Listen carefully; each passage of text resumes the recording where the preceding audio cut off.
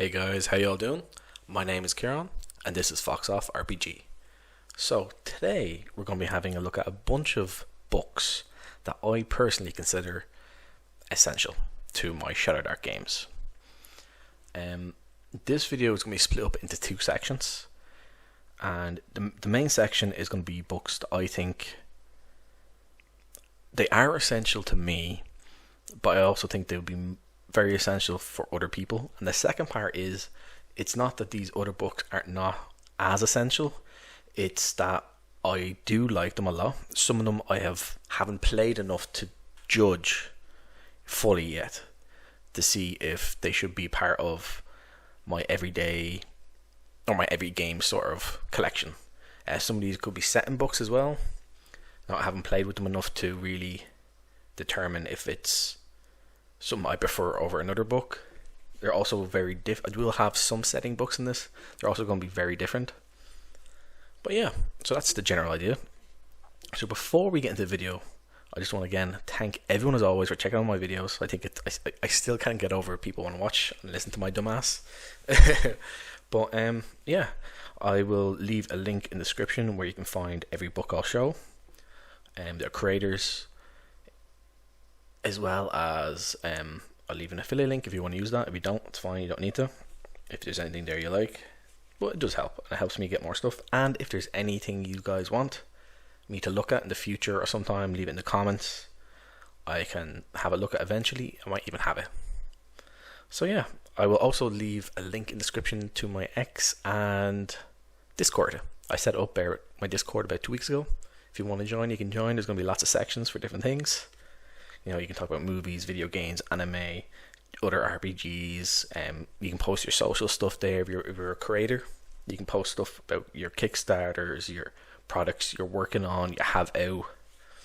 Yeah, so pretty much anything. And if there's any more channels you want to add, if you join, let me know. I'll join it. This includes white channels if you ever want to play anything with anyone or maybe with myself. But yeah, that's about it. So let's get into the video. So obviously we have the Shadowdark book. This is essential for playing Shadowdark. Funny enough.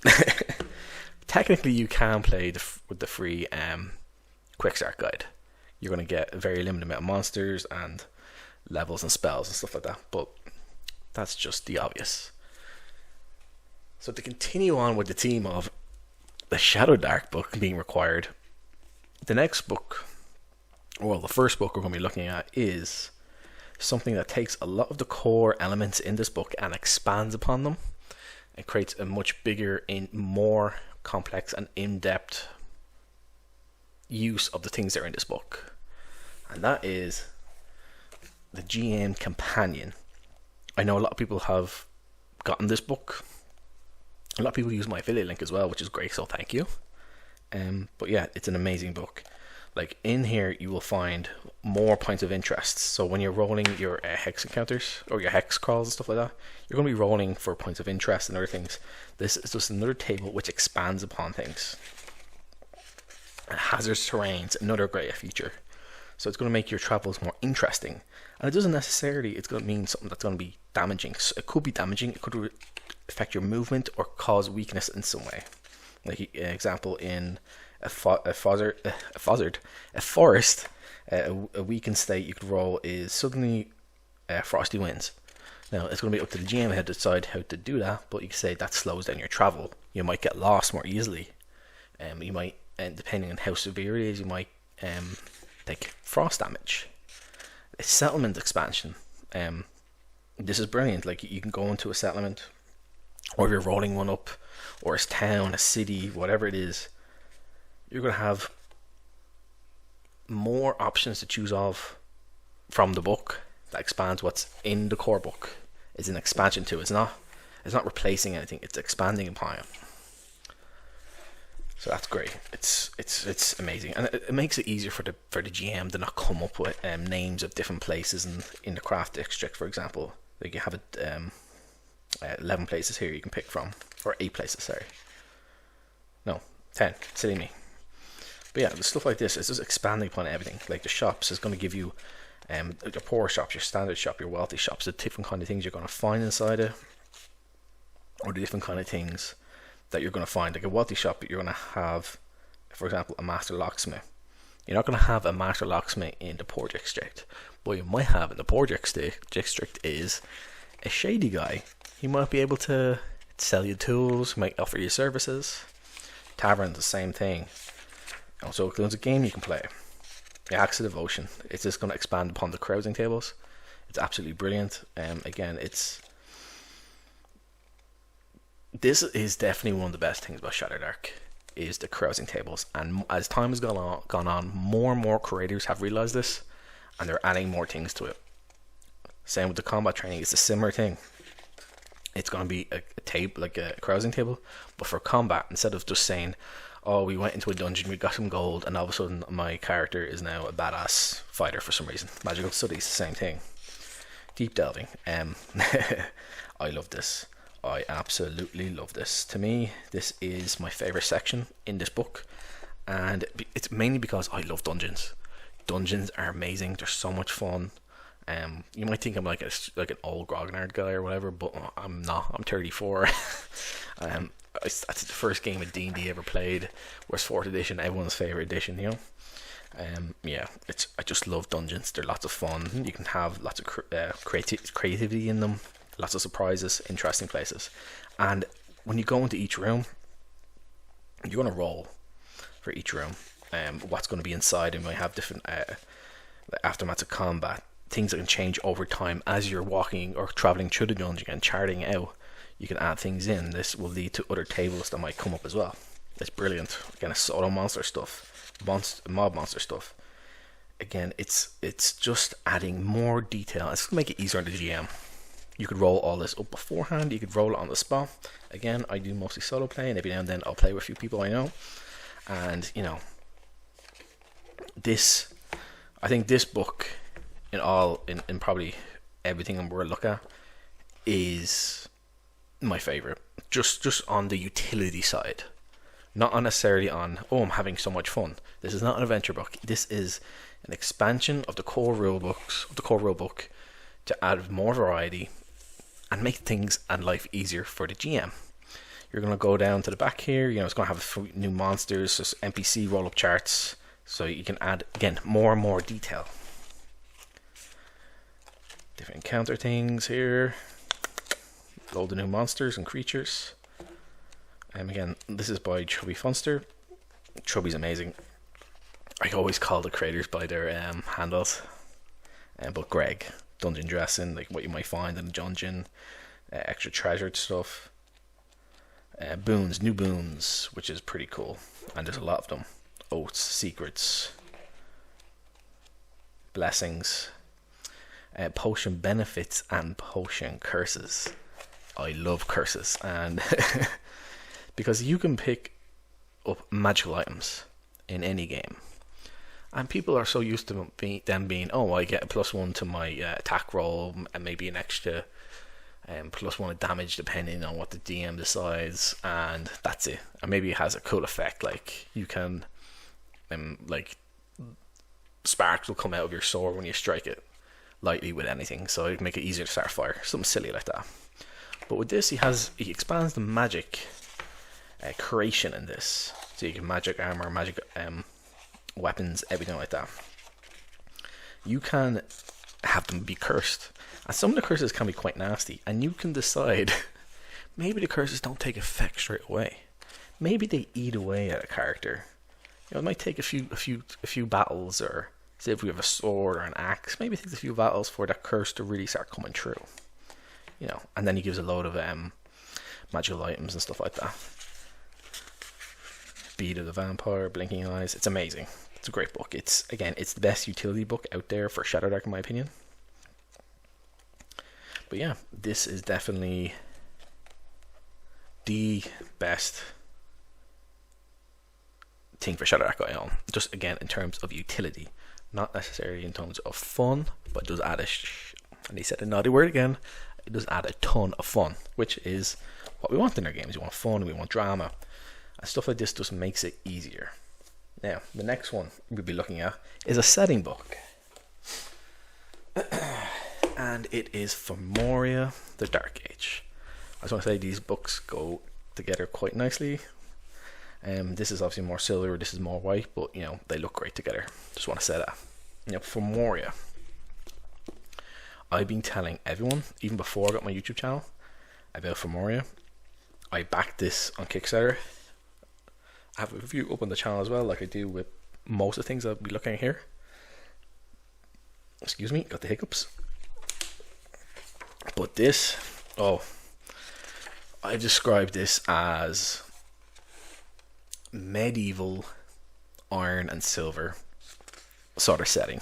It's going to provide you a huge new world, and it's just focusing in on one section of this world, which is right around here, Formoria. That's it. The rest of the world, massive. The creator is awesome. I also interviewed him on the channel, and it just gives you an introduction. What's the world like? How you can play with the card, how to make the world feel alive. Like, it's dark, it's gritty, it's grim, it's dirty, it's cold, it's dark. But the people in the world, they are people. They will find ways to get on in life. They're going to enjoy themselves. They have celebrations. They've everything like that. Because again, this is like, it is very medieval, but it's also very fantasy. And you're going to get a load of new classes. Some of them are going to be replacing the ones in the core rulebook, but you don't have to replace them. You can say it's another version of it. You're going to have the knight, which is going to be focusing more on horsemanship. Excuse me. And all these are going to have different tables. Talent tables, I mean. You have the ranger. It's going to be different from the one that's in the book, than the core book. You have the seer. You have a druid. Everyone has been looking for a great druid. This is an excellent druid. There's some other people who created like druid classes and stuff. It's going to be new spells in this as well. The elf character as well. Elf is a class in this. Dwarf is a class in this. Halfling's a class in this. And gnome. They're all classes as well. And you have different backgrounds. So I'm going to give you more different backgrounds in this, based upon your class.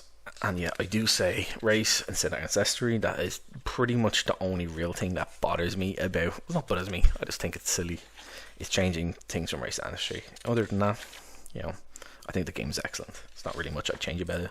The only things I do change are, like I said, for the GN companion, it just expands upon the core rulebook, which is excellent. And I love that this makes it easy to create large dungeon rooms, like levels, and much more levels. And there's a great simple rolling system in there for it. You also have a huge amount of naming conventions for your characters. And again, this is going to be based on regions within the world, and you have male and female, as well as you're going to have like dwarven names, elf names, halfling names, all that stuff. The battle spawn and orcs and Canaanites. So everything. You have new gear, and this doesn't use gold, it uses iron, silver. And there's a simple conversion rate and a few little bit in on what this is. New spells. Well, the spell lists. The little star symbol means, or the hash symbol, wherever it is. It says it's new spells, and you have ones for seers, you have druids, warlocks, and what they are. It's pretty cool. Has alignment and religion. How that works. Has an alignment system which is between light and shadow. So shadow, it's not necessarily that you're good or bad, but things in the world will start to affect you. I kind of described it as PTSD, but it's not really the same thing. It's a feeling. It's an ever-growing presence that draws into your soul and into your body. And there's things you can do to alleviate the shadow if you want to alleviate it.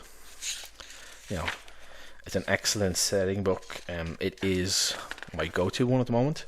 I'll be looking at other ones later on in the second section, which I still haven't decided what I'm going to name the second section. Obviously, by the time you see this, I'll have a names, and we have languages. But the first section is going to be called Shadowdark Essentials, and I have it put up into chapters, obviously, so you can see what we're looking at, and you'll know this because you're looking at this now. Yeah, so lots of languages. And when it comes to the other section, the other half of the video, I think I'm going to call it something like maybe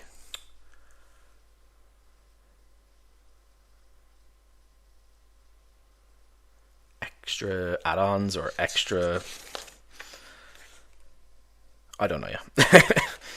And then we get back into the background of the world. You have the realms of men, what they are, what they're made of, who has inhabited them, what's the history behind them. It's very, like, and as well, this book is done so good as a setting book. It's very broad because the creator has created this over like 25, 28 years, something like that. Brian has, Brian or Daddy, and it is so detailed. But he originally played this in AD&D second edition, and he's basically converted it over. And a lot of it is basically, there's a lot of lore, and you're going to have maps that you can download and stuff like that from drive-through. And you can basically play this in any game system, really. The only things that are going to be different, are you're going to have unique monster stats that are in the back here, and they'd be pretty easy modified into other systems, because Shadowdark does work very well with like OSR type games, AD&D, OD&D. There's going to be a few little changes here and there. Like if you're playing like OD&D, your characters are going to be weaker than if you're playing AD&D, and the same with monsters. The realms of dwarfs. So yeah, this is currently my Shadowdark setting book we're doing. It's brilliant. I love it. I'm like, if you haven't noticed, when I interview people, I'm talking about how I love their stuff and this and that. I'm interviewing people which I'm fans of. I like the work, and I've played with it. I enjoyed it. There's a few more people I want to get on. I've talked to one or two of them. Just have to try and sort a date at some point. So yeah. You have the factions. I always say this, fractions. I always think about maths, because I'm terrible at maths. Apparently I'm terrible at reading sometimes. Yeah. So factions and organization. I would say orientation. Oh my god. The Knights Bridge. The Knights of Temple Bridge. This seems to be something that everyone wants, because there's only a couple knights left. I think it's supposed to be 7, is there, or 9? Trying to remember off the top of my head. Well, it's supposed to be like a number of them, and there's only like 3 or 4 left. So this can be a goal of one of your characters. Yeah, again, this is my go-to book for a setting.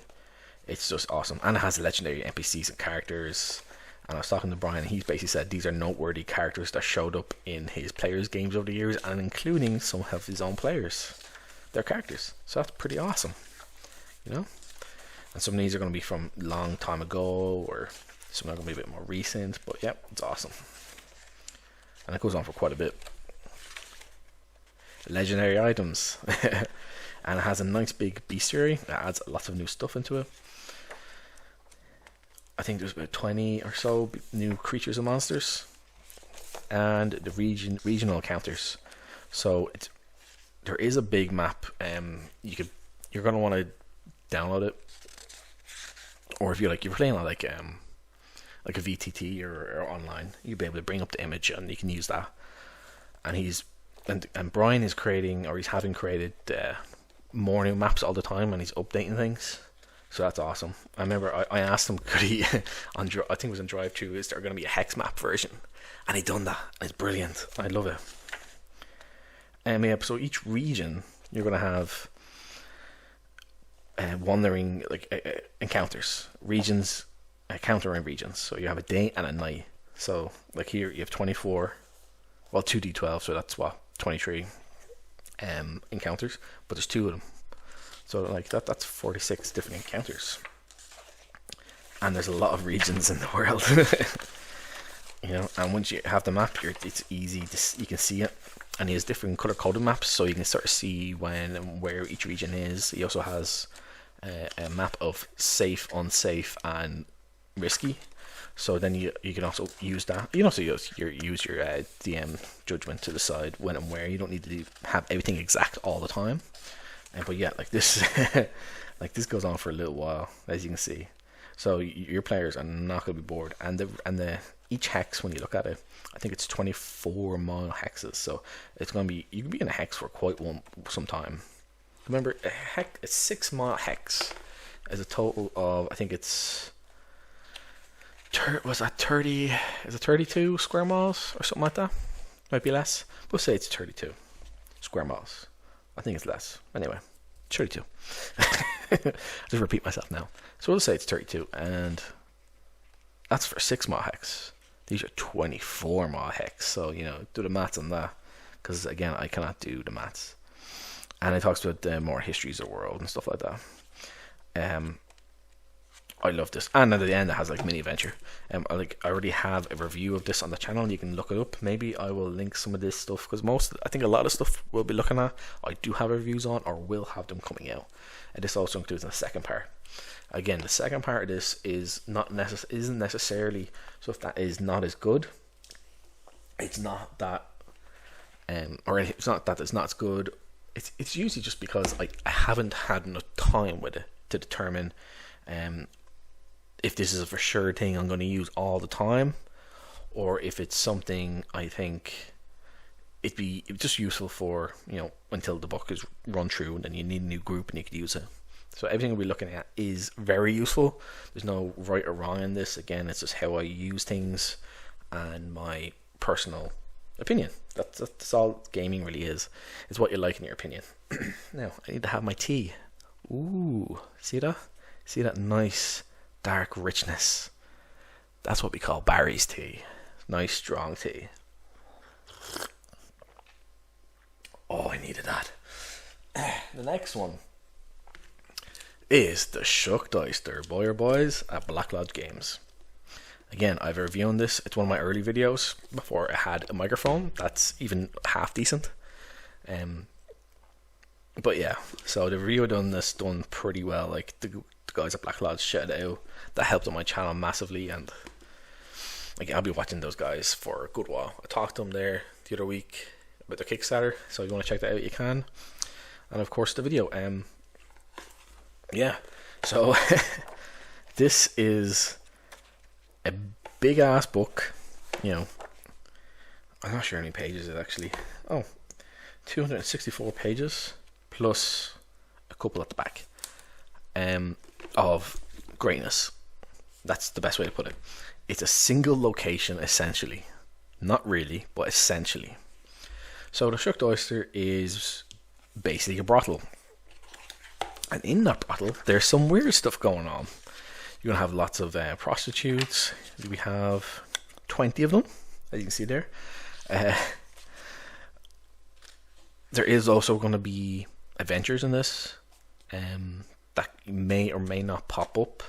There's also a load of sort of hook adventure table ideas that you can run and base things off. It's really cool. And there's lots of amazing characters in here. You can play around with this and plug it in, and you're going to have an absolute ton of fun. Because how this works, it's not an adventure. It is hard to describe. It's a building that keeps getting destroyed and coming back for some weird way. It's owned by a woman who is very Madame Vice. I forgot her name. Madame Vice, who's a very not attractive woman, as you can see. She's smoking like cigars and cigarettes all the time. And your Father O'Malley, he's like the guy who he's telling everyone about the truth of the oyster and what it is, and the ominous and the creepiness that's related to it. But no one really believes him because he's like a drunk old priest, which is quite funny in a way. But there's tons of new characters you can bring into the world, and not just have in the oyster, but around your city and town where you plug this in. Because again, this is a location you're going to visit, and it doesn't it's not necessarily, you don't want to shove it in your player's face. Like if you're only playing once a month and they want to have your players play this, you're like, okay, maybe have like some stuff linked directly to this, and you're going to interact with it and then make them play with it more. But yeah, I think it's definitely one more than worth picking up. Like the guys at Black Lodge Games now have a Kickstarter out called Bloodmore. Like it's already beaten what this book made on Kickstarter in like a day. So those guys are great, and it has this book is going to add more carousing tables, more stuff like that, how to check with encounters, before it burns down, you're going to have, usually what happens here, you're going to do this, is your players will come across the oyster, maybe in the middle of it burning down, after it's burned down, or before it's burned down. And then when that happens, someone's going to get blamed. You're going to roll on it, and it could be anyone that gets blamed. Maybe your characters get blamed. You know, there's a lot of stuff in here, but you could be blamed. You've never even come across it, but everyone hates you. Maybe you try and help to stop to put out the fire if it's on fire, and then maybe people will then love you, and other people won't like you as much. There's called an oyster modifier. So depending on how things go and how you interact with some of the NPCs in this, or anything like that, you're going to gain positive, like you're going to gain what they call an oyster modifier, and this is going to be used in tables. And in these tables, you're going to roll off on them, and add your oyster modifier. So now, as it goes down, it's not necessarily good results. So the oyster modifier doesn't necessarily mean it's like really bad, terrible, not too bad, okay, good, very good, excellent. It's all over the place. It should be. It's random. But yeah, it's an excellent book. You're going to have, again, ton of characters you're going to meet, and they're all very interesting.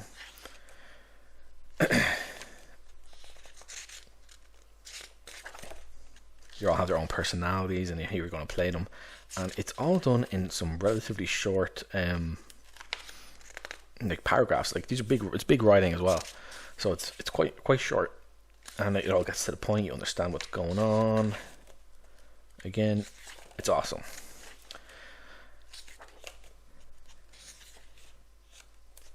Ladies of the Oyster.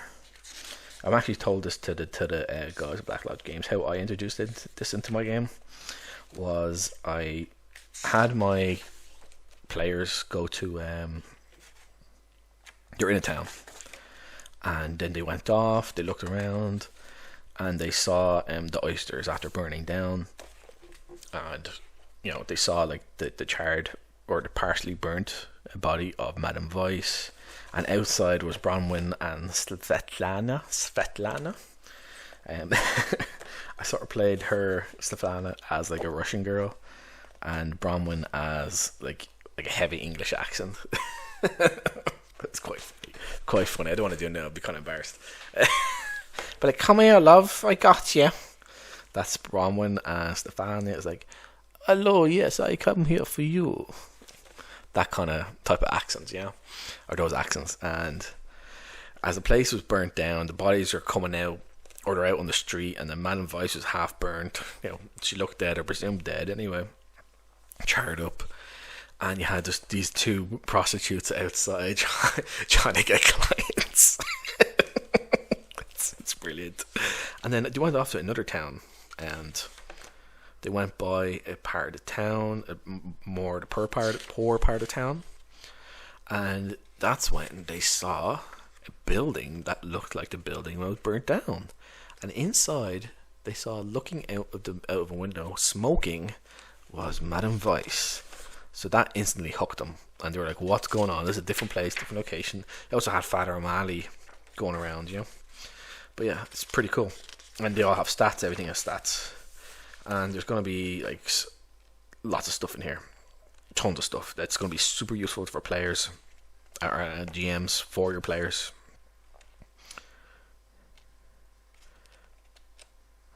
Yeah, so we won't get too much into this, but it's an excellent book.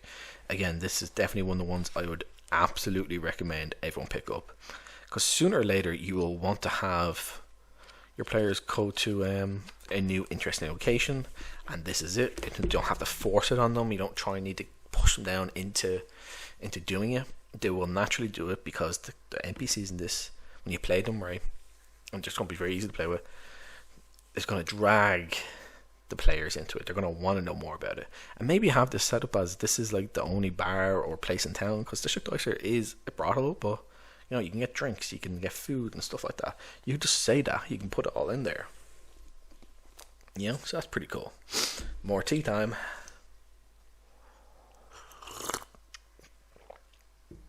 Now, the next book is going to be assortment of adventures and one-shots. Now, this book is... Now, when I say some of these next books we'll be looking at are more adventure-y stuff. And the reason why I love this book in particular is most of these are one-shots. Some of them are going to be a couple pages long. I mean, a couple games long, depending on how long you play. If you're playing 2-hour games, some of these adventures will go on a bit longer. If you're playing longer games, you might get one game out of it. But it's also going to take across on different locations. So it'll go back a little bit. There's also awesome art in all these books. So let's look at here. So the Colossus, Call of the Colossus is the very first one. It's meant for gives you the page count, what page is on, the page count. So it's on page 7. The site location. So the first one's in hills, an underground, sea, city, lake or sea, underground, city, swamp, mines, forest, and it goes on like that. Also gives you a recommended level for your players. Like the first one is 0 level, but you can play that as a first level game. So let's go to a few of these now. So, Call of the Colossus. Now this is done by Pickpocket Press. Now Pickpocket Press is the guy. His name is Steve, and I'm sorry I can't pronounce his second name. I'm actually terrible, but his name is Steve. He's really cool, really nice guy, and he created Tales of Ragosa. Tales of Ragosa is an amazing game. It's a sword and sorcery type game. There's a lot of weird stuff going on in it. It's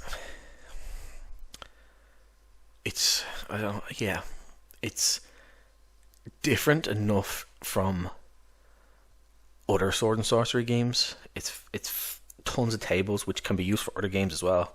It's reaction tables. There's consequences, like you have gunpowder stuff, like what happens when you get damaged by a blunt weapon. You're going to get some sort of trauma, okay, because he has critical hits, critical failures on weapon stuff. But yeah, it's an awesome game. I have a review, 2-part review on that on the channel as well. And also I'll review this. So the creator is very talented. Is what I'm saying. And this was basically converted over by Menagerie Press. William at Menagerie Press. So you can basically run the first one as the 0 level. But you can run that for like player one level 1 characters, no problem. It's not really gonna be a big deal. It'll work well. Yeah, but all these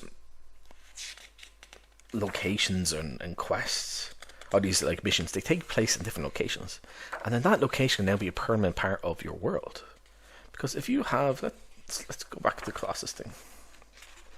Like, imagine you just come along like in an open hill area. You then see this giant monstrous creature. You don't know if it's stone or maybe it's a creature got turned into stone. You don't know. And that's now a permanent marker on your world. It looks cool. You could play with this more. You could add stuff into it. You can add, like, once you finish with this, have a dungeon layout inside it. So yeah, it's like stuff like this is really cool. And I think there's 22 adventures in this. They're going to be again taking over. 22 adventures. Some of them are going to be. There's 1 or 2 in here which are kind of silly. It's like a Rooftop Rumble. That's the one. It's basically a Santa Claus chase. Like he's not Santa Claus, but he's a bad Santa basically. Den of Thieves. That's really good. I had a lot of fun with Den of Thieves. This one I had play in a city, and it's got. I think you can play this to have long-term consequences in your game, and I did. Really good. But yeah, this is just an excellent book. It's great for like one-shots if you want to get people into a game and they've never played before. Absolutely brilliant. This is an excellent use of that idea. Brilliant. If you're going to a convention and you want to play, again, bring this book. You can just play a one-shot. You can do a 0 level. You can do a level 1 to 3. You throw everyone in 11 7 just to see what it's like, especially if they're experienced players. And again, it's also great if you're a GM. Maybe you like to prepare things a little more than other people, and you didn't have time. You're like, okay, you know what? We're going to play with this adventure.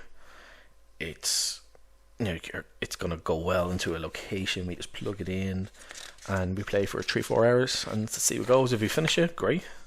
I have stuff for the next game, and if we don't, we can continue on with it, and then go roll out for stuff for when we finish it. So a lot of this stuff can have consequences. Like when people say one shots, they usually just say, okay, we're gonna roll up new characters and we're just gonna play, and that's it. But you can also add them. Like this is again meant for up to like level 7. I think they're the special one. It says Nada, but I think it's like level 8 or 9. But at the highest, I think. I'm not sure. Can't remember. Because there was something about this on it. But yeah, so it's really good. It's lots of fun. There's lots of variety in the adventures. Again, it is mostly sort of low fantasy stuff, but low fantasy. I say that and then this flesh pod monster comes out. There's also lots of cool new monsters in this. Again, this is one of the things I love about adventures and books like this. And like even in books like Shucked Oyster and some of the other ones we'll be looking at, is you're going to have new monsters and creatures and enemies.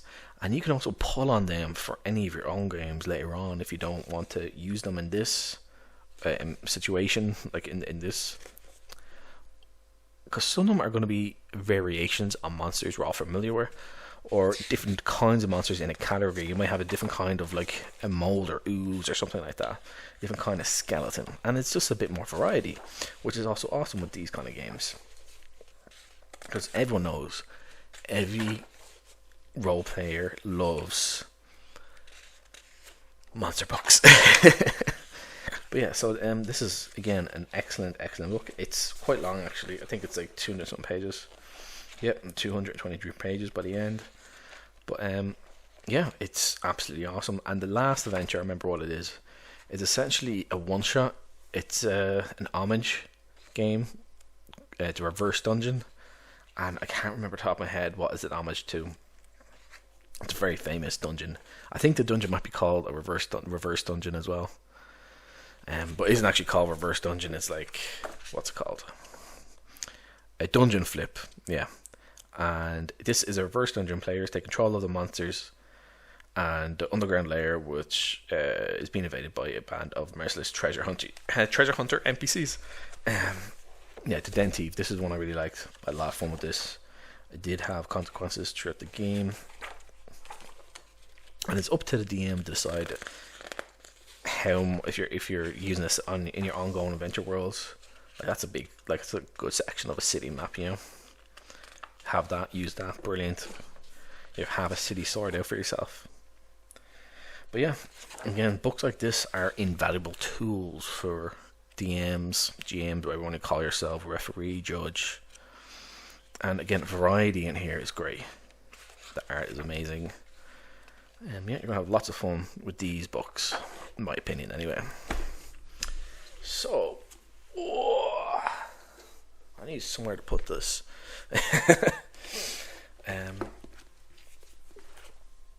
Now, I'm actually going to show several books at once, because they're all going to be kind of related a little bit.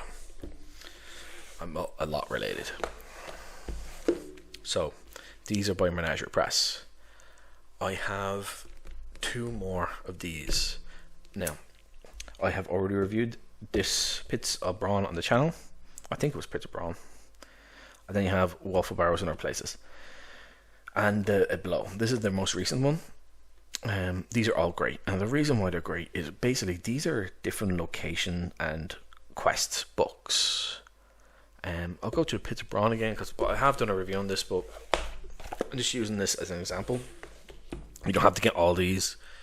You just maybe want to get one, and there's other ones we're going to look at in the next section. And the reason why we're looking at the next section, I'll say when we come to it. But again, you're going to have a variety of different games or different areas to play in. Like with this book, it's with these books here. The reason why I'm picking these 3 out as opposed to the other ones is there's not really a world that's after being created. With the other 2, there's already a bit more of a setting, an applied setting for the area. And I didn't add them in is because we have Formoria, the Dark Age here, as the setting book I chose. That's the one I like the most at the moment. It's the one I've played with the most. And again, it's not because the other ones are not good. It's just that I haven't had enough time with them to really to answer that, you know. But yeah, I'll put these over here out of the way for now. So yeah, so essentially, the reason why I'm picking this is, again, it's just straight to the point sort of dungeon stuff. So this is great for new DMs or DMs who, you know, you kind of just want to relax a little bit more. And also, I love how this is done. Each area is going to have a different amount of time away from civilization. So the further away you go into this, the further away you are from civilization, the more dangerous it is, and the longer it's going to take to get there and come back. Now you can play this all as one interconnected dungeon. You can also play it as different areas in your world. Some of these will make a bit more sense to be different areas, other times make more sense to be connected. But you can just, you know, say, well, you just come to a cave here or a temple area, you know, whatever the case might be. And the reason why I chose these ones is, again, you can very easily adapt them, change some of the stuff that's in it, make it a little harder if you need to. Again, there's not really an implied setting with some of this stuff. You're basically you're making your way down to find essentially a big bad at the end of it. Like, your players may not necessarily know that about the game. You maybe drop things in, and by the end, you're basically coming off against this guy who's basically taking control of these big monsters, and who are basically causing that problems. Grimlock, I think that's his name. Has it there? Yeah, Grimlock, and he has his hydras. But yeah, I love Menagerie Press. It's absolutely brilliant. He's a great creator, William. Below is his newest one, Woeful Barrows and other places. I think this is the second or third book for Shadowdark, and I think this is the first one he made for Shadowdark, Pits of Brond. This is going to be very similar to Pits of Brond. That's why I picked it. Just to show it off here. Again, it's very simple, straight to the point. Again, there's not really an implied setting, which is good because we have our setting book. You know, we can just plug this in into an area. You know, there's going to be obviously the creatures and named NPCs and stuff like that in here that we could be fighting or coming against, but that's not the super important in terms of the setting book. You know. This is very similar yet again. This is basically a 19 level mini mega dungeon. Why it's a mini mega dungeon? It's because the maps around this are quite small. And you can see this is closer to Shadowdark size. So it fits over Shadowdark quite nicely. I do not mind at all about books being mishmash size. Doesn't bother me. I know some people get weird about that. It does not bother me in the slightest. Don't really care. The contents to me is what is important. And people are like, it looks good on your shelf. I'm like, yeah, but when you're using it, that's the most important thing. So this book is, I think this is the newest Kickstarter that came out in the last few weeks. The PDF has been out for quite some time, and it is excellent. It's going to take place, again, there's 19 levels. So the dungeons are quite small. They're rooms.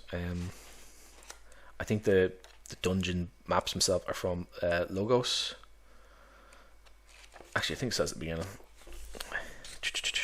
Yeah, Dyson Logos, John Bildamu, and Atea Naga. Yeah. So basically, the whole point of this book is there's, like it says here, there's a leech. I said it again, didn't I? A lich that is taking over these dungeons. You're trying to get to them. You're trying to fight them. You're trying to basically break the curse. There's going to be mutants in here. Again, more unique monsters. You're going to have automatons, like constructs. I think there's a lot of undead as well. So cool stuff like that. But then this is just, it's like this. There's going to have different access points to this. I think there's 3 or 4 access points to different parts of the level, so you don't start from level 1 working all the way down to like level 15.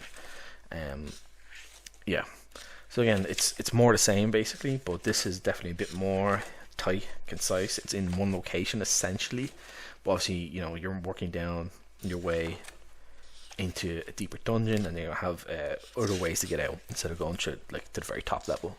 Again, there's 3 or 4 entrance points. Oh, troglodytes as well, I forgot about them. You will find NPCs in here as well. They're not necessarily bad guys, but not necessarily good guys either.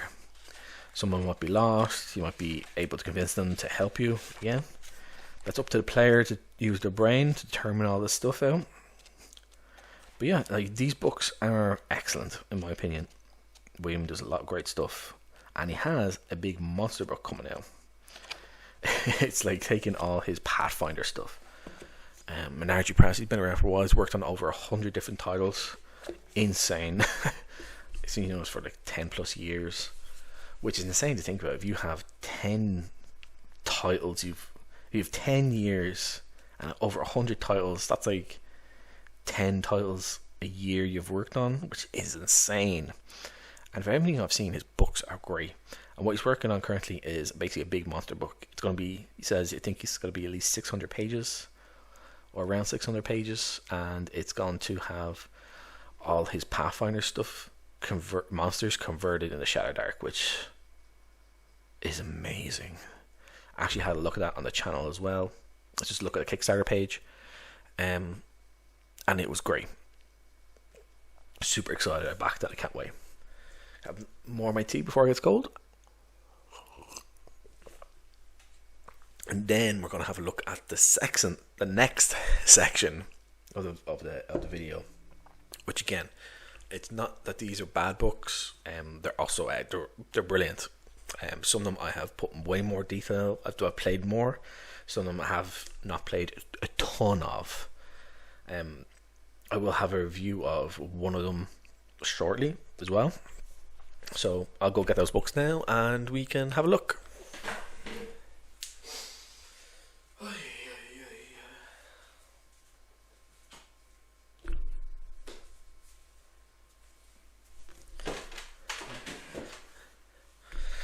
First book is a setting book, Thunderholm. Again, I looked at this on Kickstarter when it came out. I backed it, obviously. It has on the back what it's about. Essentially, you're going to have lore, locations, hex crawl, monsters, new character options, magic, some more factions, and adventure. See, fractions and factions. I keep doing that. So I haven't played with this yet. I've been reading through it, and it's super cool, really interesting. It's by Kabur Games. Kabur. I think he's from Sweden or Norway. I'm not sure. I don't want to say anything bad. Basically, this is a point of like game. So you're going to go to each location. You're basically going to have big some cities and towns, and they're going to be the safe zones, you know. And everywhere else around the world is hellish. You're going to have these crystals, and these crystals are going to be important to the world and to your characters. The world is it's a dangerous place. It's creepy. I'll be having a review on this in the next few weeks probably. Yeah, I haven't played with it. I've read over this a couple times. It seems excellent. I actually like the way it's laid out. It looks cool. Yeah, it's lots of fun. Again, it talks about the different religions, regions, things going on in the world. It's like an archipelago island. It's sort of detached away from everything. You're going to have a bunch of cool locations you can go to. It describes a lot of lore and what happened in the past. Because that's what lore is. It's a bunch of past and history, really. Some with myth, some with legend, some is direct knowledge. But you're also going to have some cool, like, I think it's 2 or 3 new classes in here. The GM section is actually brilliant. I've read over this quite a number of times. I've probably read over the GM section more than the actual book. And that's just, it just grabbed me. Because, I am a solo GM guy, really. And we have some of the classes here. I think it's 2 or 3.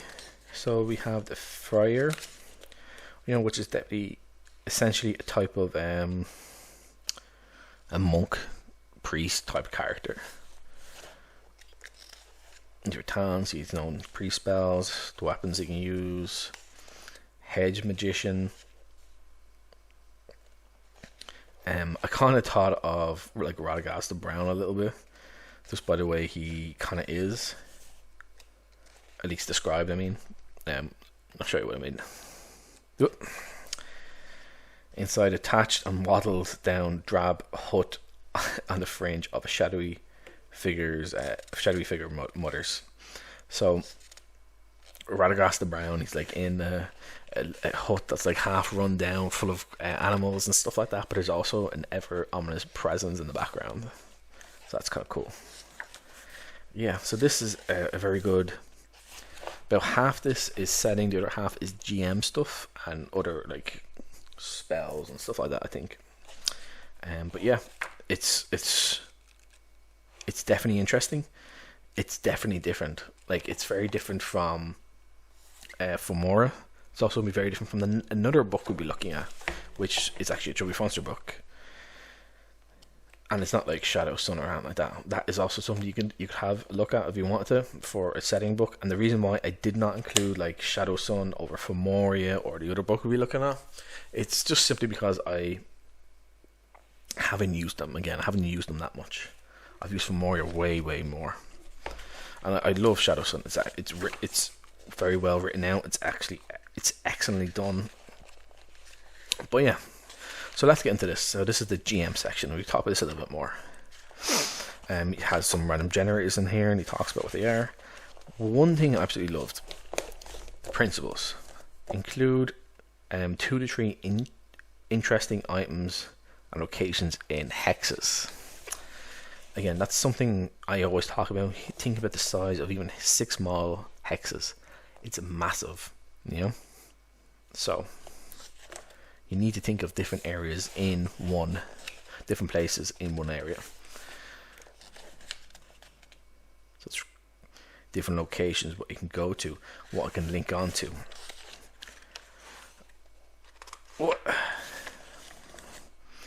So you can roll 2d6 on most of these. I think it's all these. Well, it's going to be some percentile dice as well. Basically, you're going to roll on your tables, and then roll on table 1, and it'll tell you what to roll on each of the following tables. So if you roll a 2, you go down here, you're going to find, let's say we found a druid. Where is that druid located? We then roll for location. Maybe it's going to be at a tower, maybe it's going to be in an inn, could be some sort of a structure, could be in ruins. Like, this stuff is cool. This can be applied to any game. You don't just have to use it in this. Sea travel stuff, it's awesome. Lots and lots and lots of here. D100 table, reaction tables, sort of stuff, and it basically expands upon the reactions they're gonna have instead of just so you have hostile, suspicious, neutral, curious, and friendly, instead of just, you know, non-aggressive, aggressive, or uninterested. You know, new monsters, creatures. But yeah, so I will be doing more of a better look at this in the future. And again, the reason why I didn't put it in the other section is because, again, I'm more familiar with Formoria. As you can see, I'm not like, I can't name each section very well yet. I haven't read through it enough. I read through it a few times. But yeah, it seems great. You've new moons, new weapons. Yeah, there's lots of cool new stuff in here. I cannot wait to look into this more. I really like it so far, what I've looked at. And it's different. Like, Shadowstone is very different to Formoria. This is very different. Thunderholm is very different for both of them. And then, like, again, I had to say Chubby Fonster again. Like, he's like Terra Invictus as well. That's very, very different from anything as well. He is Shadow Rim, which is kind of like like a Skyrim type adventure art world setting. You also have Taylor Wright. I think its second name is Taylor Wright. He's a Bolivian. What he calls is like OBLVN. I think that's right. I will be looking at that in a couple of weeks. He actually sent me a PDF version of that, so I will be looking over that. So that's gonna be awesome. But yeah, all these settings are very different here. It's like you look at Bloodmore as well. It's completely different to anything else we've ever seen or looked at before. So that's cool. The next one is actually going to be 2 books, and they're by the same creator. It's Righteous Vow 1 and 2. I played through 1 quite a bit. I will be having my review on this shortly. The reason why I didn't include this in part 1 is because this is kind of like a mini setting as well. And the mini setting is basically a pretty large location. Excuse me. Need a drink. I'll show you now. So here's the location. I actually can't remember if it says how big each hex is. There might be something left up to the GM. I can't remember. Yeah, I just ruled these as 6 mile hexes myself. I couldn't remember if I had an official ruling. So you can, if you're a GM, you could say these are like 12 mile hexes or bigger. You know, I go with 6 as standard unless stated otherwise. So basically, you're trying to find like a layer, and any one of these sort of like castle locations could be the layer. So as a GM, you can roll up and decide where it's going to be, or you can just pick one on the side. But your players have to find where it is to basically solve like where the bad guy is, and it names them. And if something is, if one of these locations then is the fortress you're looking for, it will change a little bit. So yeah, you have lots of new monsters and stuff like that. The Lich King, Zardu. I played this solo myself, so things naturally go very quick when you're playing solo. But yeah, so actually, to other reviewers and people who play games and want to look at them, learn how to solo play. This is going to help you massively. Solo play principle is very simple. How I do it is I just take my rules as is. If you want, you can use like Shadowdark rules or whatever. But when you're doing like adventure and stuff, it's pretty straightforward. I always play it as, I try and think of what the like player characters would know. So what would like a fighter know that a mage wouldn't? What would a mage know that a fighter wouldn't?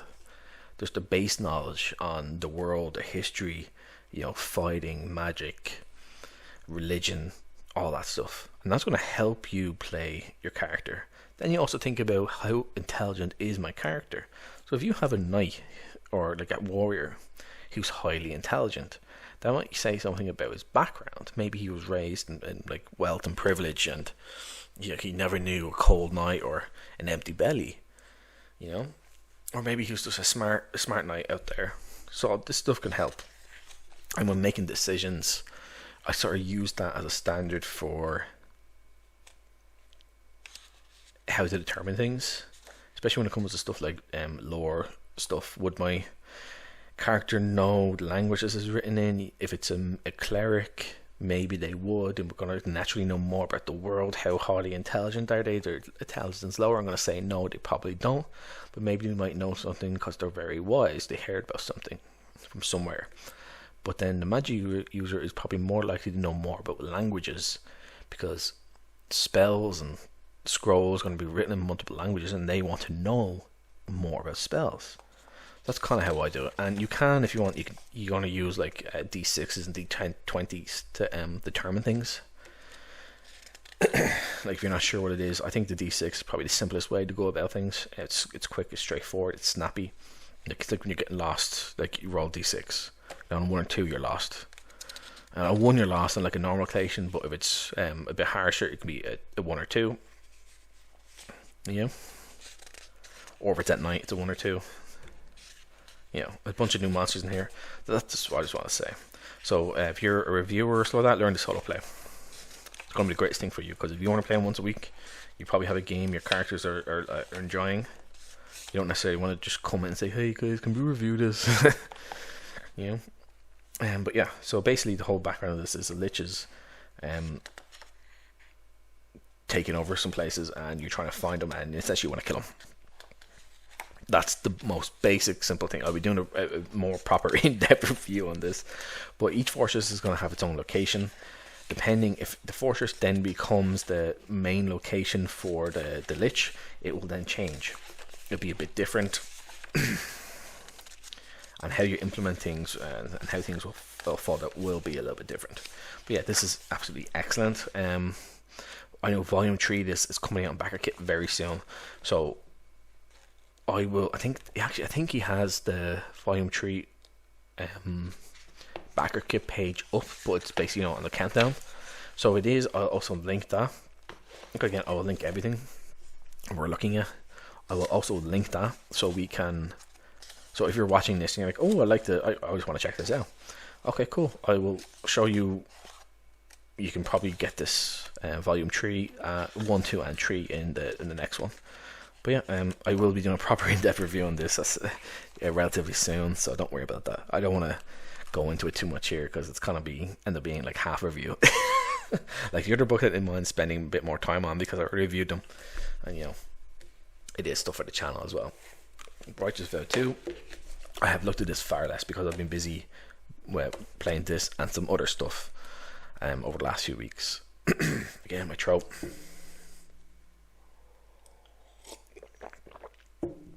Righteous Vow 2, it's a much bigger book, much bigger.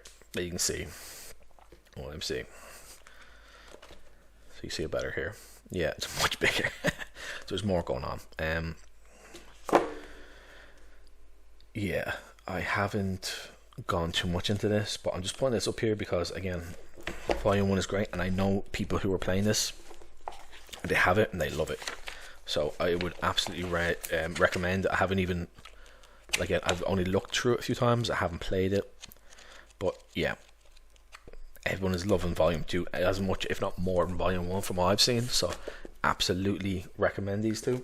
Again, this is part 2 where part 1 was like my absolute essentials, and this is sort of stuff I have either haven't played enough of to determine if I think it's an absolute essential to pick up, or it's going over similar ground in terms of setting books, or I just haven't looked at it enough. Again, there's no right or wrong answers, kids. Again, we look at the Menagerie Press books a little bit more. We have 2 more. So we have the Runes of Ardust and the Rats of Ungol. Now both of these kind of have more implied setting stuff. These other books that we looked at, there is stuff that are kind of referenced a little bit, like in terms of like religions, like you'll find in here. It goes into much more detail on that, and like they worship this rat god creature and stuff like that. But yeah, Ungol, demigod he is actually. But yeah, I'm not going to go into a lot of detail on this. Again, it's kind of more the same, but it's a little more connected, and that's why I didn't really add that into the first part. But again, I'm going to link all this stuff in the description and the pinned comment, so you can check it all out. This kind of has its own mini setting. It's kind of like a big town or city area. Yeah, see what I mean? It's quite large. Again, if you're rolling these as 6 small hexes, it's quite large. Yeah. Well, this is what's it called? That's a town. Oh, silly me. But yeah, you're going to get a lot of history, a lot of backstory. You're going to have references to stuff that was kind of hinted at or talked about a bit in the other ones. Like we have Ungol, Ratfolk stuff here. There's a lot of stuff like that.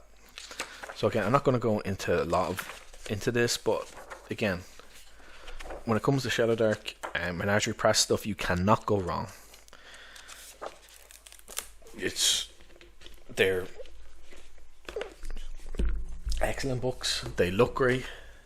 They're very functional, straight to the point. And the other ones are a bit more detail on them about sort of a local setting and a bit more around the world and a bit more history, and that's great. But again, I'm not putting that into the main section. I'll say main section. There's no main section. There's no right or wrong in this. But the last book I'm going to be looking at is another one of Chubby Fonsters, also known as Greg Christopher.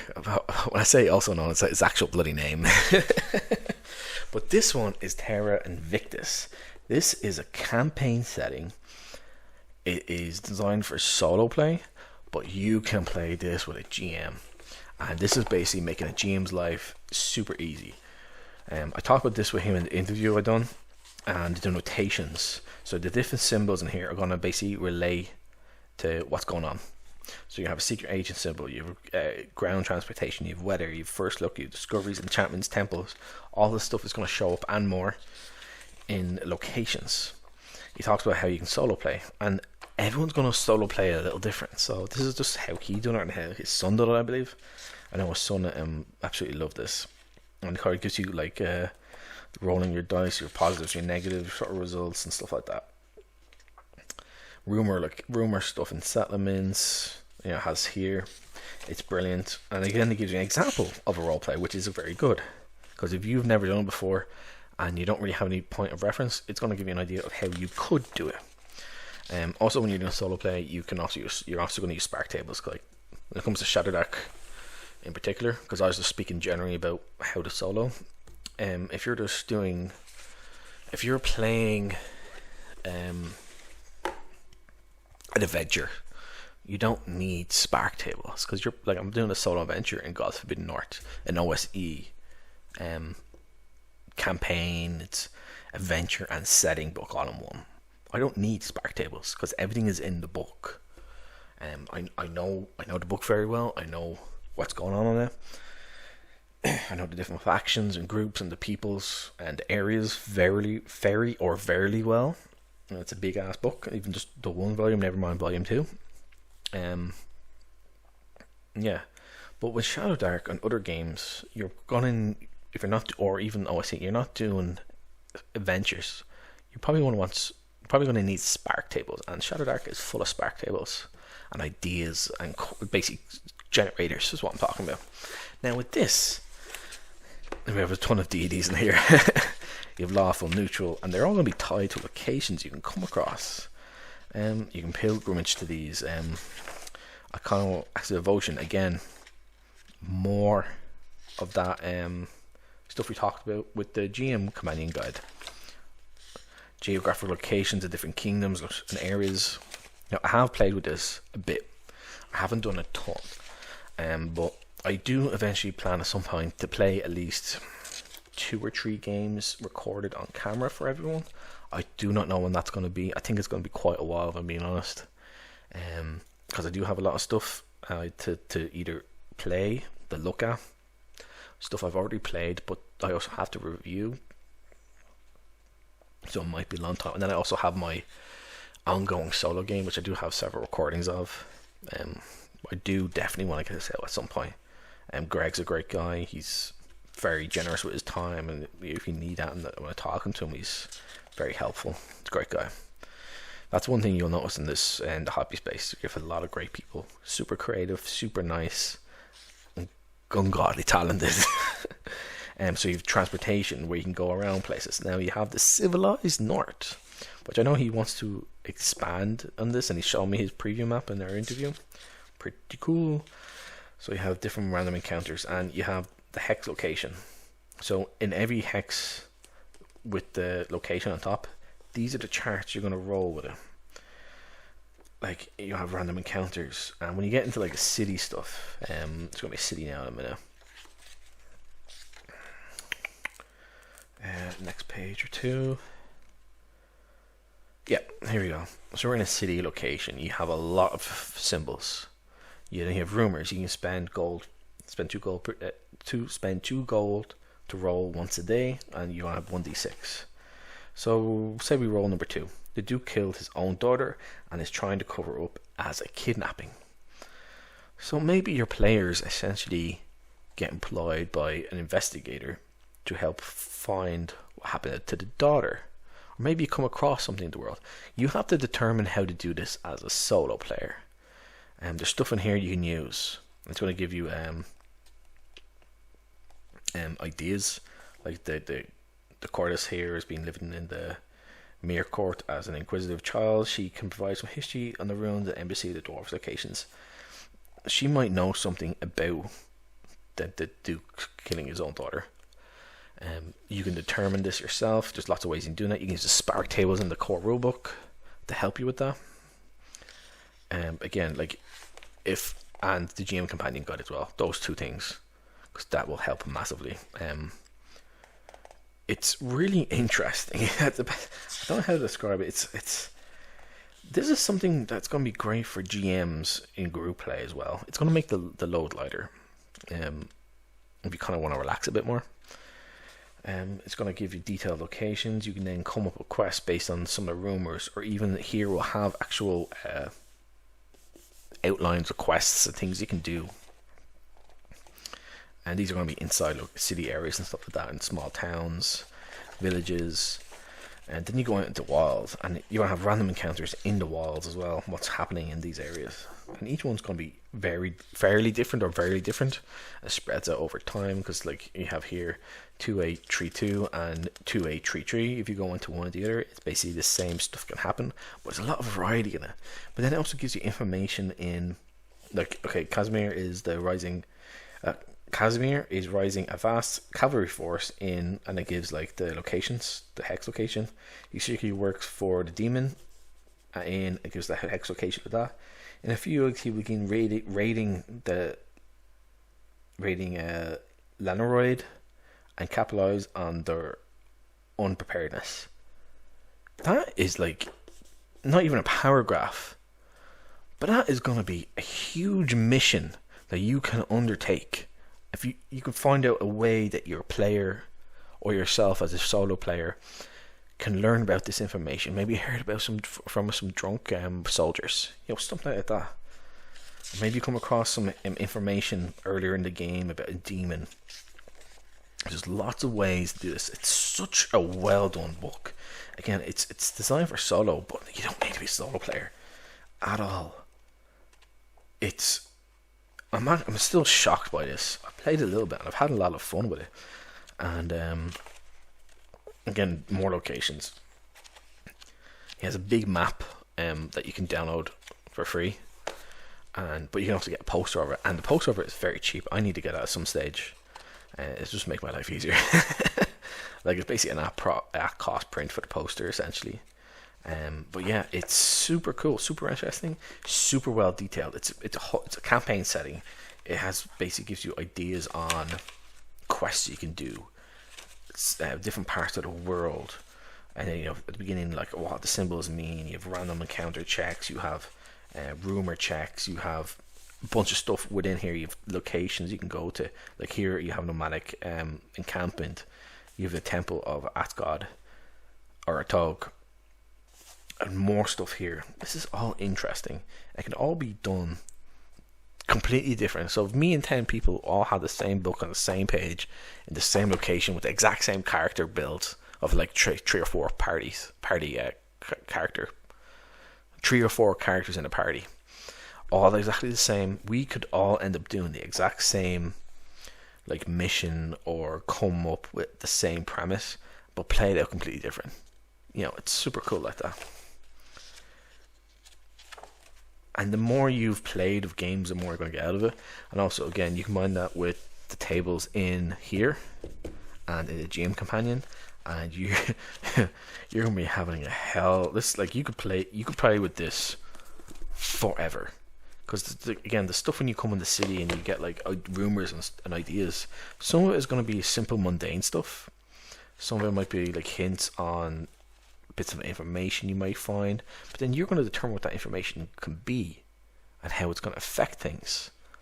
So that's when you're going to probably want to use more of the yes or no sort of stuff with a D20 or 2 D10s or something like that, or even 2 D6s instead. But again, like when I talk about solo play, I'm mostly talking about pre-done adventures. Like, you don't really need the yes or no, and when you do need a yes or no, it's generally going to be about the aggressiveness of enemies or wildlife.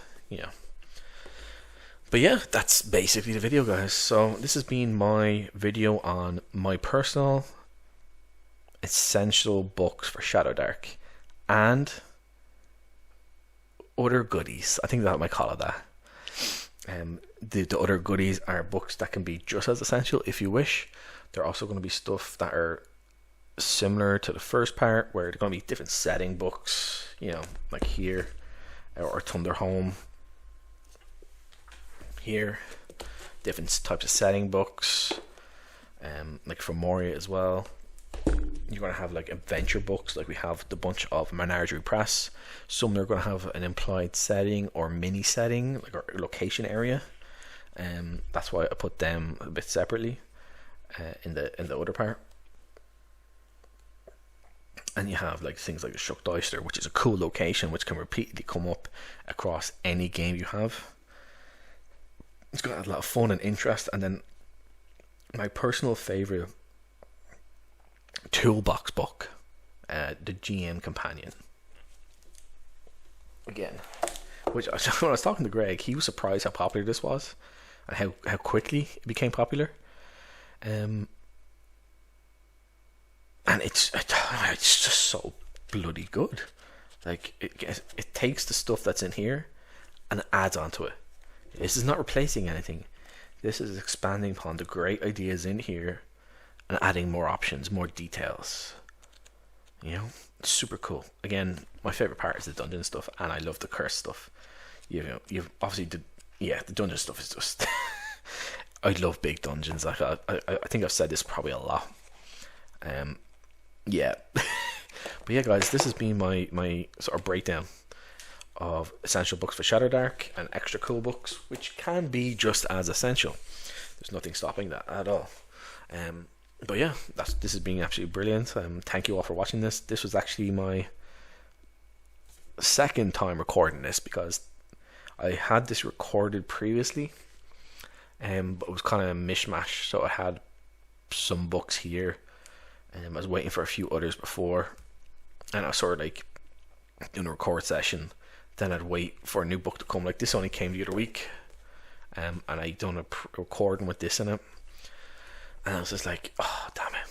It's too mishmash, and I didn't like it. So I just re-recorded everything in one go. But yeah, so again, I'll leave a link in the description and a comment where we can find all these books. If you wish, you can use my affiliate link, which I'll attach. If you don't want to, that's fine. Again, it helps the channel. And remember, guys, remember to like, comment, subscribe. It helps the channel massively. If you want to comment anything or ask for requests on me for stuff for me to look at, if I have it, I'll look at it. If I don't, I'll try and get around to it eventually. But yeah, this has been great. I'm actually super happy how this came together.